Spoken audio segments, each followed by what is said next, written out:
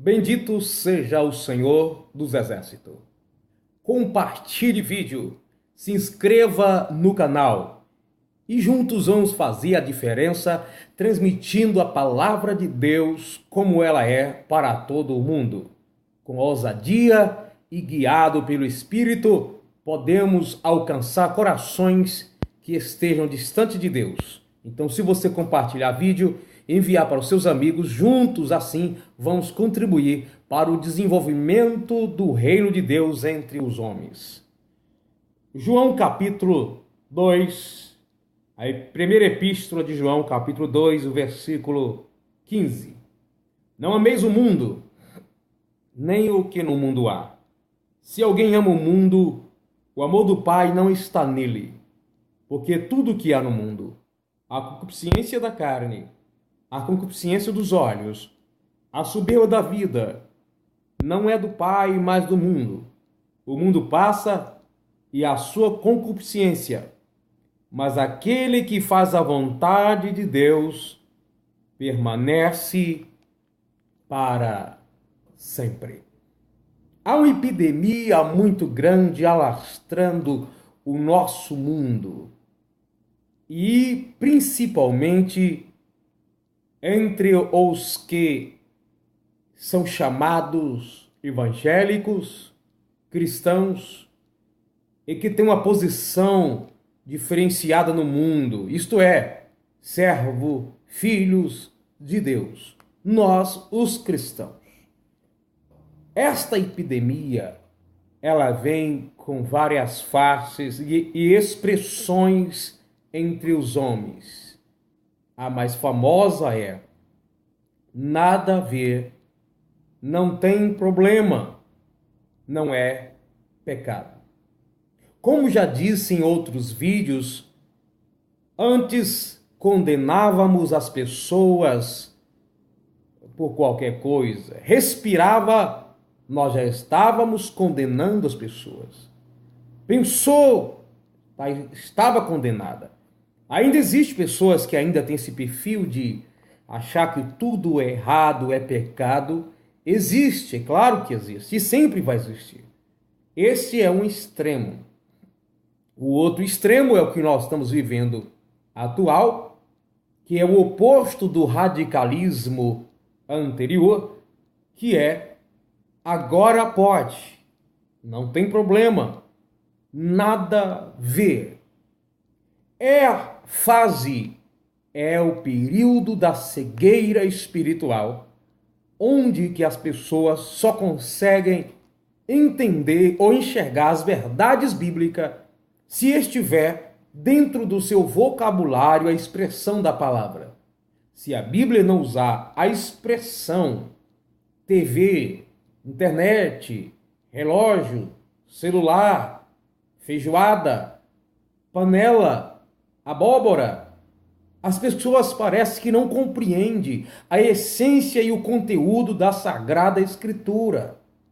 Da mesma forma que não compreendendo isso, pegando ao pé da letra, levaram as pessoas no passado a condenar todos e a tudo porque não compreendia com clareza a palavra de Deus, o fanatismo, a vontade era tão grande de querer satisfazer a vontade de Deus que as pessoas suspeitavam, vinha qualquer pensamento na mente e logo não é de Deus.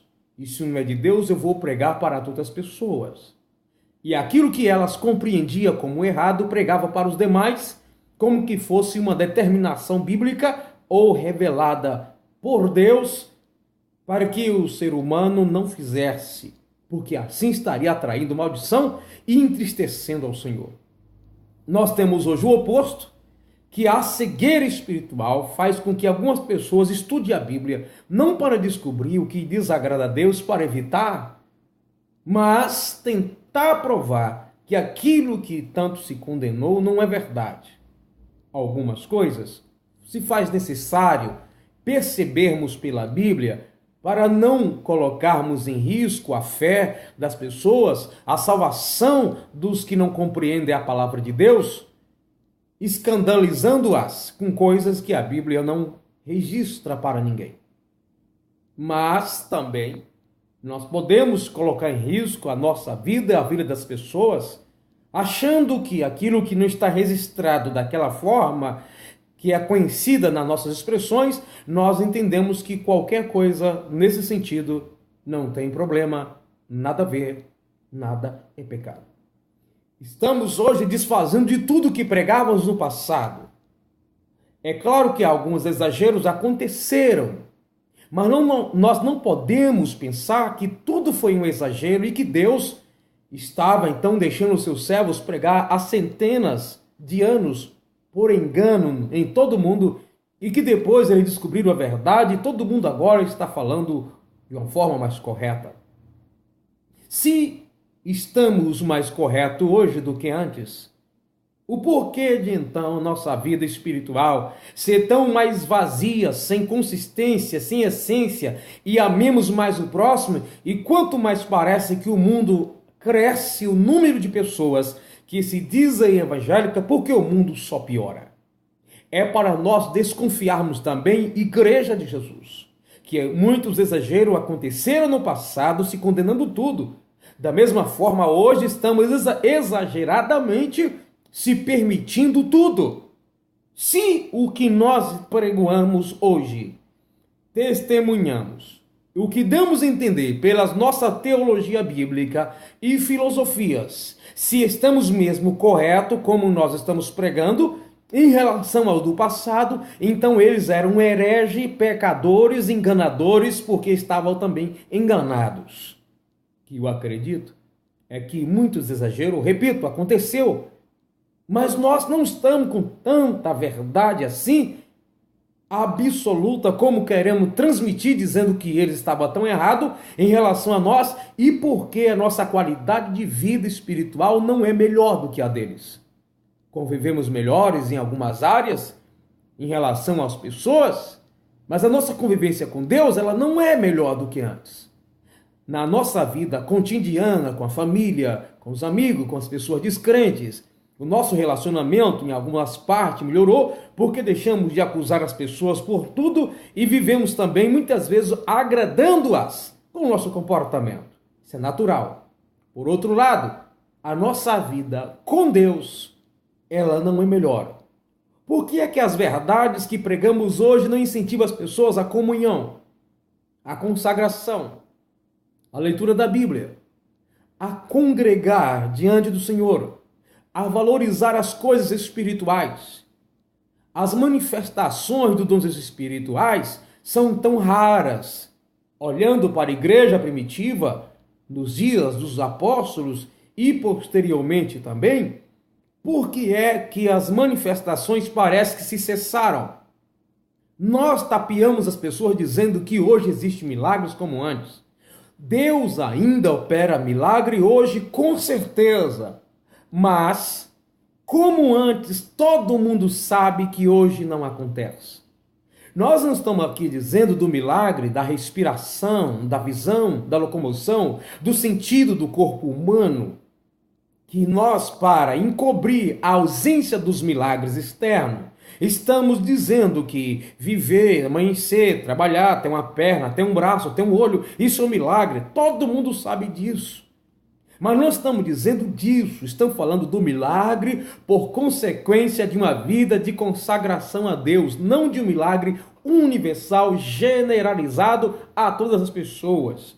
Quando a Bíblia fala de milagre, não está dizendo sobre a nossa movimentação física, visão, audição, paladar ou outras coisas semelhantes. Sabemos que isso também é uma maravilha de Deus. Mas os milagres nós estamos falando de cura, de doenças, de enfermidades incuráveis, com a intensidade que tinha antes. Então cuidado, Igreja de Jesus, com esse vírus.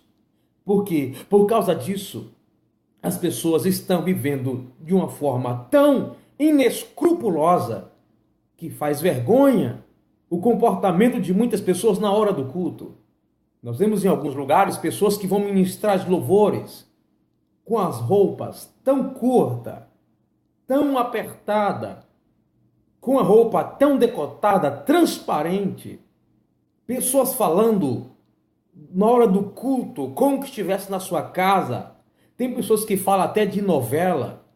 Pessoas que, se pudesse, dava beijos, se agarrava, no caso de moços namorados, com suas namoradas, dentro do templo na hora do culto.